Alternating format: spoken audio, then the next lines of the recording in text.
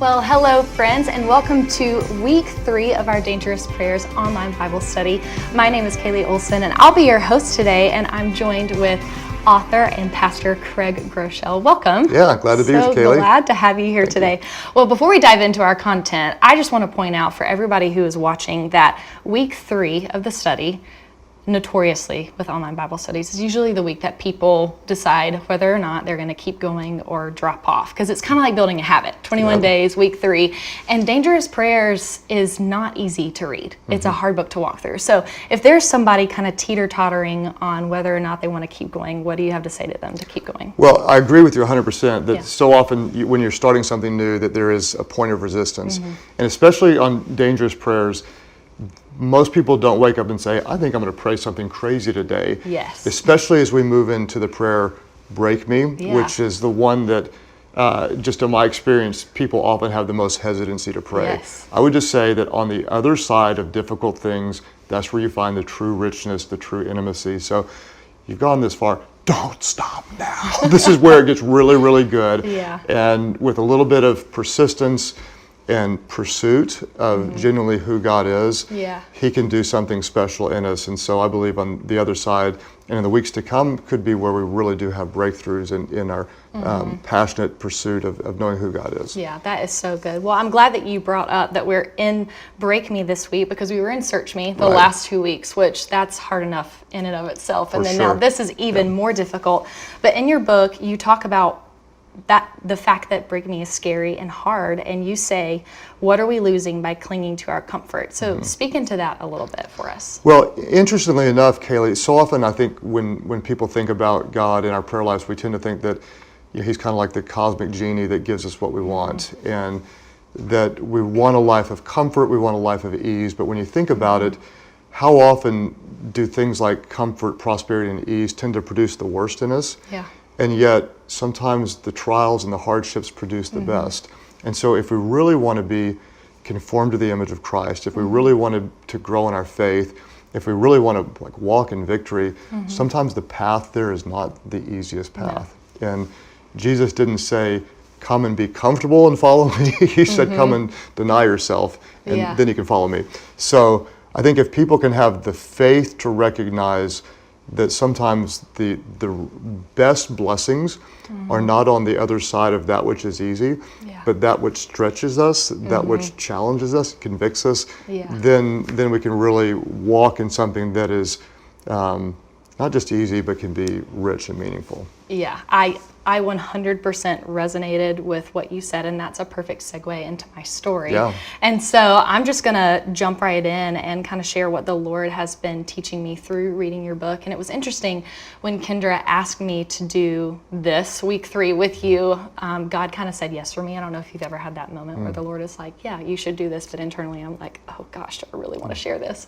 But I'm so glad that she asked me, and I'm so glad that I'm right here, because I've been able to kind of side by side compare what I've been walking through the past 13 months alongside what your book says. And I've been able to identify, this is where He searched me. This is where I've been broken, even though I haven't necessarily said, break me, because I think He'll do it whether or not you really ask Him to do it.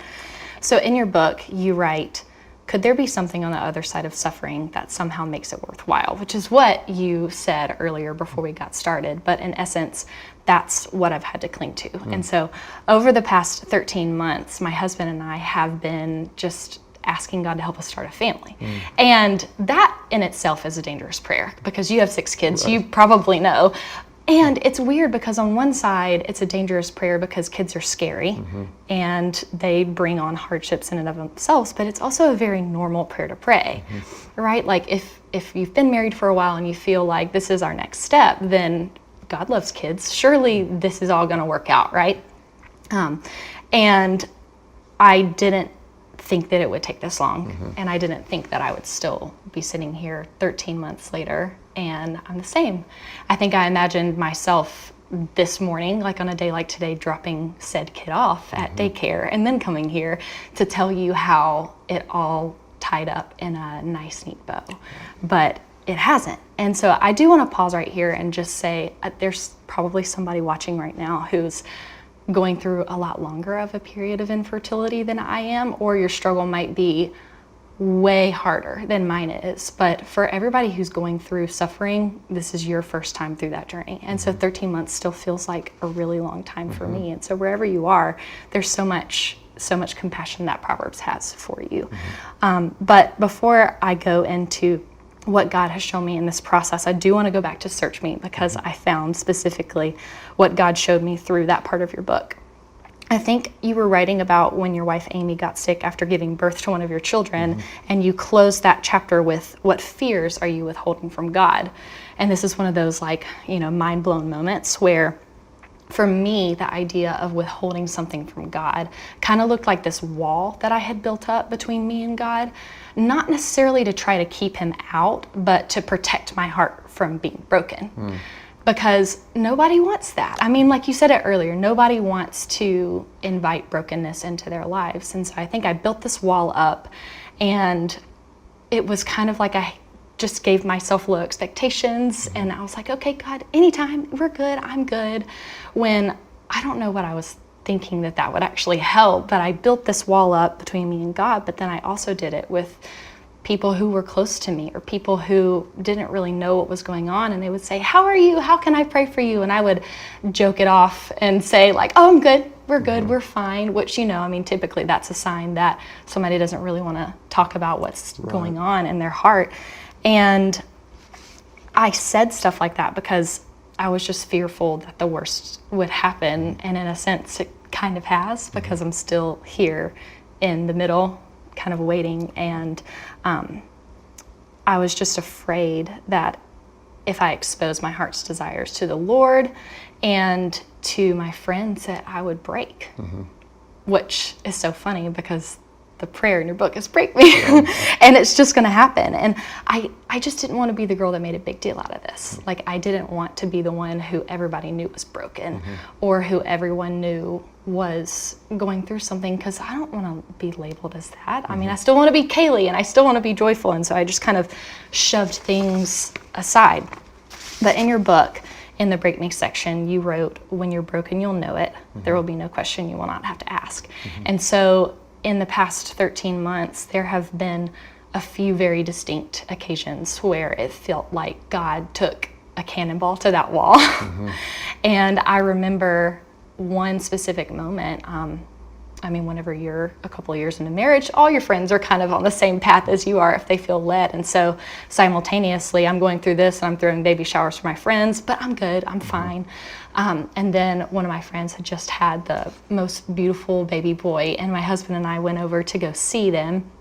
And I was holding her little boy, and my husband and her husband walked out of the room. And all of a sudden, I don't know if you've ever had a moment like this. Man, I don't know how tender you are, but sometimes I can be very tender. But again, wall. So pride can be surprisingly tender. Yes. Don't let the black jacket fool you. Yes. I mean, you do look a little tough in that jacket. But whenever I was holding him, it was just like weeping. Yeah. I mean, like uncontrollable, instant. And I was like, what is going on? I'm strong. We're strong. We're good.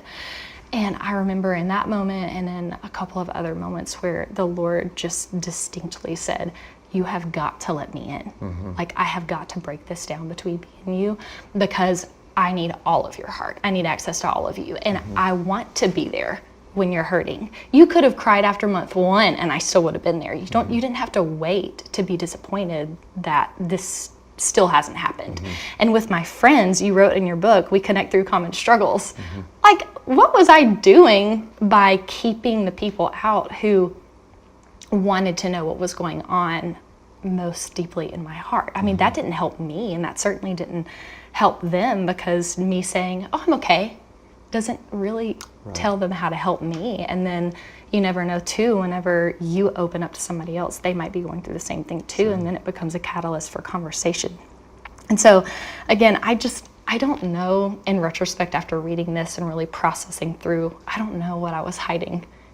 And I'm so thankful that the Lord has just been gracious enough to show me that I was.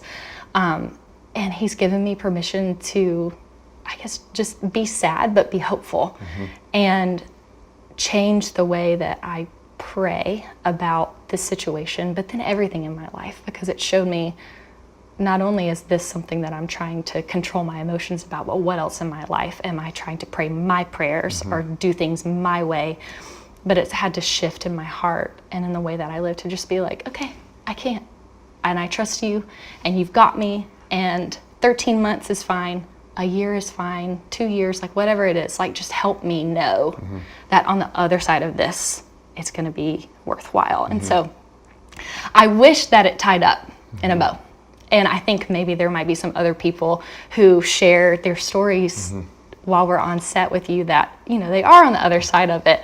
But that's kind of where I am. But I think reading your book and going back through and seeing your own personal experiences has helped me a lot to just identify where I am and resonate with what you said at the very beginning of God doesn't invite us to live a life of comfort. Like he wants to work through really hard things. And so I wanted to give you an opportunity to speak if you had any thoughts. Well, first of all, my heart goes out to you. And we were, I think it was 13 months in without being able to conceive as well. And so I remember very distinctly that feeling of, where are you, God? Yeah. What's wrong with us? Yeah. Are we going to, where are you going to, and 13 months is a long time. And I know there's some people watching right now that that are waiting for something longer and in really painful situations. And it's so interesting that oftentimes when we're there, we do tend to withdraw and we'll like you said, we'll kind of put a wall up between us and God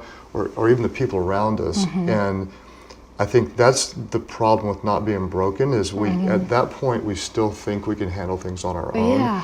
And we're not designed to handle things on our own. That we're designed to need God, and one of the ways God reveals himself to us is through his loving people. And that's it's horrible. Like no one wants to end up where you are at this place where you feel like you're on the edge of tears, and if someone jiggles you, the tears are going to fall out. And that's kind of almost an ever-present feeling. You just don't want that. But when you do let him shake you just enough to where the tears do fall, what you're met with a God who comforts those who mourn. And you experience him in a real way. And then the beauty of his people that come around you and just hurt with you. And not even like, I'm going to give you an answer like, yes, and you're going to be like us, you're going to have 6 kids one day. It might, the truth is, none of us know what's going to happen on the other side, but the fact that you can just come together and be with each other in the presence of a very real, very comforting God, it's one of the most painfully powerful things that you can imagine. When I taught this prayer to the church, my daughter Mandy said she was going to pray that prayer, and on the other side of it, she got sick. And it's like now we're I guess 4 years later, and she's still sick. And it's just like your situation. There's no bow at the end of it. No. And it's been the most brutal. We've cried more tears than you can imagine over her situation. And I asked her recently, would you change it? Would you, if you could undo it and go back to just a normal life, would you change it? And she just through the tears, she said, no, Daddy, I wouldn't. She said, it's been really hard. I wouldn't wish this on anybody, but I've never been closer to God and had the support of my community. And so it's through the brokenness that she found a treasure that she might not have otherwise. Yeah, I resonate with that so much too. And it's like you can resist the brokenness and you can be mad and you can be bitter, or I don't want to say you can welcome it with open arms, but you can just expect it and know God's going to meet you. And the hard thing about your book, I think, is that there's no formula to it. There are 3 prayers, but there's no time limit on either one of those. And I think that this is the hardest thing to walk through, but it's all good. And God teaches us and meets us right where we are. And I just want to say to you is that, I feel like we're in the presence of God together in this moment of breaking in your life. And on the other side, whether it's, healthy baby boy, healthy baby girl, 2 children, 3 children, 4 children, whether it's adoption, whether it's, it could be anything, that you will see the goodness of God. And the path between now and then may not be an easy one, but you will see the presence of God. And the next time there will be some point of thanking him, looking back, there was his faithfulness, there was His goodness, there was His provision, and I don't know what it's going to look like, but you know it will be there. Yeah. And it may be on the other side of tears, but it will be there. Yeah. Yeah. Well, speaking of tears, we're both a little teary-eyed right now, but I don't know, maybe you are too. Maybe God used this moment to really just speak to you in the middle of your brokenness and show you that it's okay to cry, it's okay to let people in, but you know, as you're going through this study, you're in the middle, and just take the opportunity to be in the middle and let God speak to you right there. I think this is time where we wrap up, and so I just want to say thank you. I know, before we keep talking anymore and any more teary, but guys, thank you for joining us this week. Thank you, Pastor Craig, for joining us this week. You know, if you guys are doing the online Bible study with us, we are in week 4 of Dangerous Prayers. And so, as you know, we're still in Break Me. We're spending 2 weeks in that section of the book. And one of the things that you wrote is that in our brokenness, we often experience God's greatest blessings. So just talk to us a little about that. Well, it's a promise that almost seems too distant to believe, or that's not a path that I want to choose. But I think anyone who does have the courage to pray, God break me, and is open to just a real transparent moment with God on the other side of pain, of failure, of setbacks. What we often do is a little bit like Peter in Scripture, when he was really bold and confident. He had something that was special, but on the other side of his failure, where he had to see the eyes of Jesus and said, I just let you down, and then was completely forgiven and restored. It did something in him, I think, that there's a path of normal success and forward movement couldn't have done what the breaking did to teach him the true grace of God and the presence of God. And so it's, again, no one just says, I want to have a horrible day, I want to have a massive setback. But I think that on the other side of real brokenness can be an intimacy and a strength and a spiritual confidence that you cannot discover on any other path. No, I agree. And you know, I love to read that in the Bible, but then going through it, it's a completely different thing. It's like you said, is you just want to get to the end. Like, okay, let me get to the blessings part, because this is really hard. And you'll find, I think, Melissa, if someone is going through something they thought they could never, ever survive, they'll say things, you'll hear them say things like, you know, I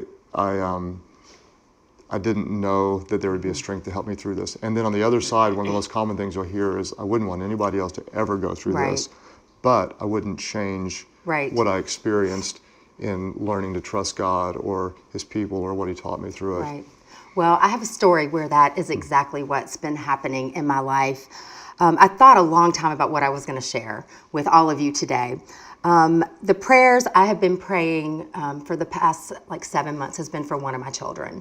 I have 4 children. The youngest is 18, the oldest is 26. So they're pretty much grown and out and making their own decisions now, choosing their own path in life. And wow, that is hard as a parent to watch.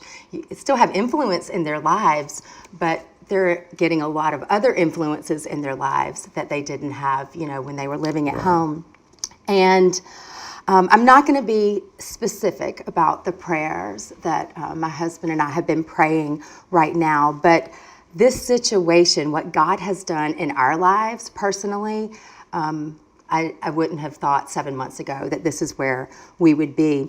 So with this situation, in the beginning, I was praying, you know, when you get that news that it just confuses you or you weren't expecting.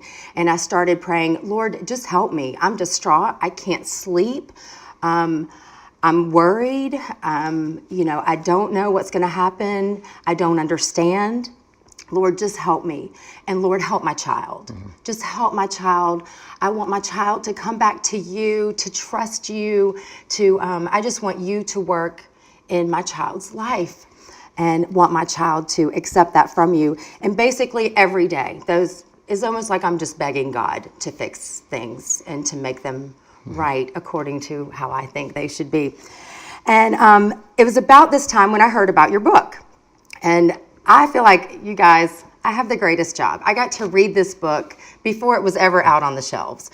Because originally when I started reading it, I was reading it to help decide, is this the right fit for our audience, and do we want to do this as an online Bible study? But as I was reading it for review, it quickly turned very personal for me. And I love when that happens. And that's usually when we know when that happens, we're like, oh, this is a good book. And so like I said, my focus had kind of been on, give me, Lord, fix this, change things. And through reading Dangerous Prayers, those 3 sections, Search Me, which we've already read about, we're in the middle of Break Me right now, and you guys, what's coming up is Send Me. Those 3 words have defined this journey so far for me. And as I was reading, I was like, okay, I'm gonna start being bold. I'm gonna ask God to search me. Instead of asking him, Lord, please do this, God, search me, know my heart, test me. If there's anything you want to reveal to me or about the situation or about anything, I am open and I'm listening and I want to know. And as a woman who works in ministry, what I realized is going to make me sound like such a hypocrite, because I work in ministry because I passionately believe in Jesus and the Word of God, and I want everyone to have that as their anchor in life. And yet here I was not trusting God at all. We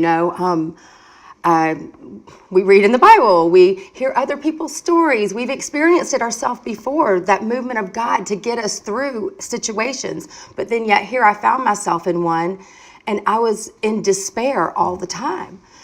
And it showed in my work, it showed in my personal life. I mean, anyone who knew me could, without me even saying, could tell something was going on.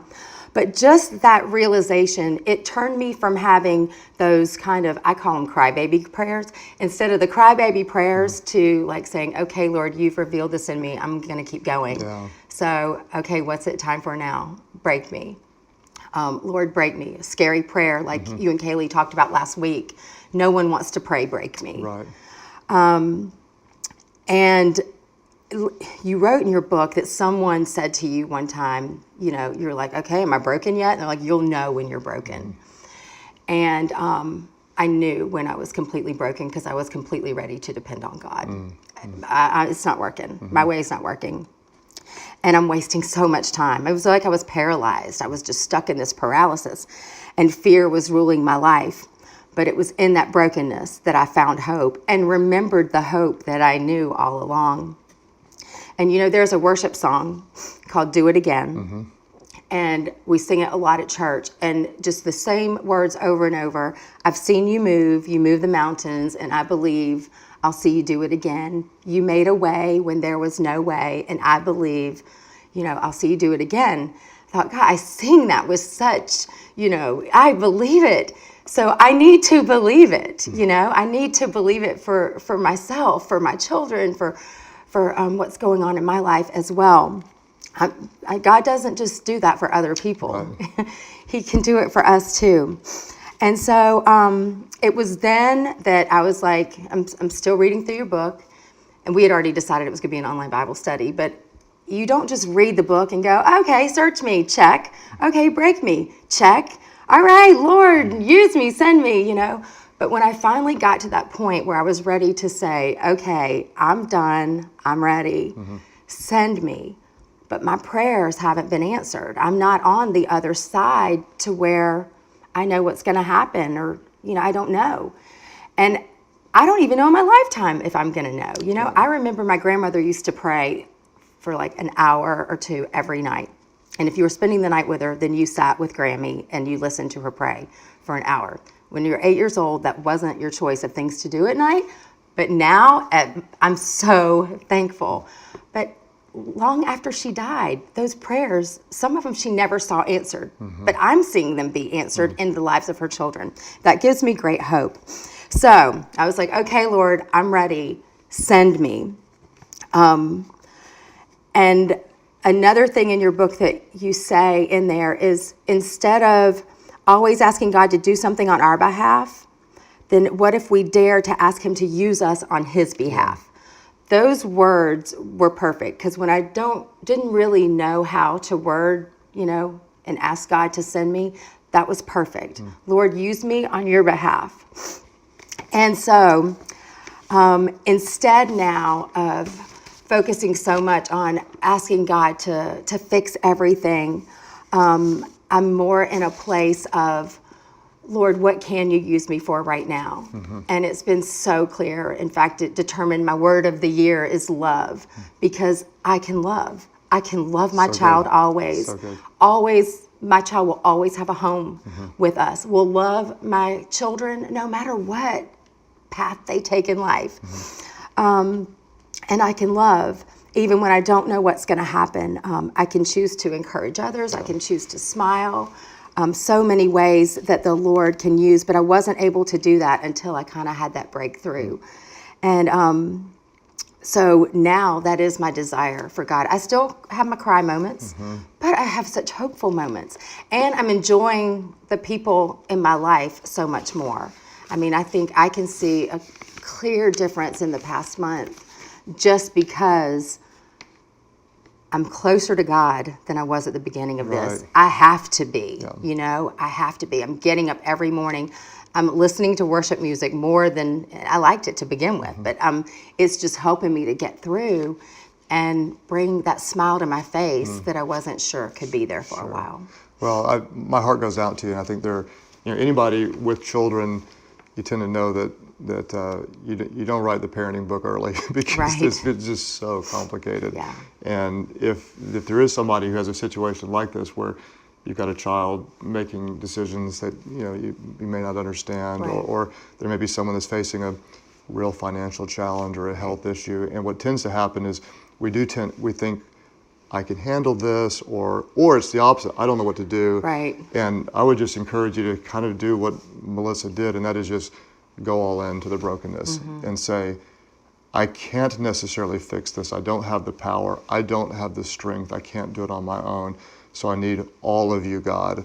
And it seems like even in the middle of your trial, you do still have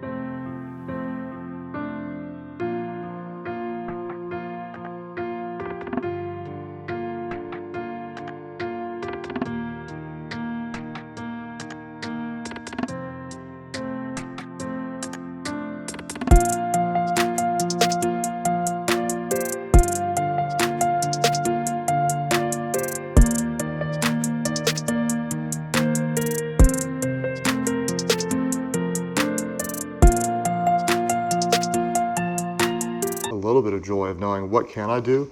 Right. I can love. Right. And that's a good place to be. Right. And you're at a point of surrender where you say, I can't, doing this doesn't fix anything, but doing this and saying, here's my child, or here's my greatest fear, or here's my hesitancy, or here's my marriage that's broken, and I trust it to you. Right. I've seen you move mountains before, and I know believe you you're can going to do it again. Yes, yeah, that's Right, great. right.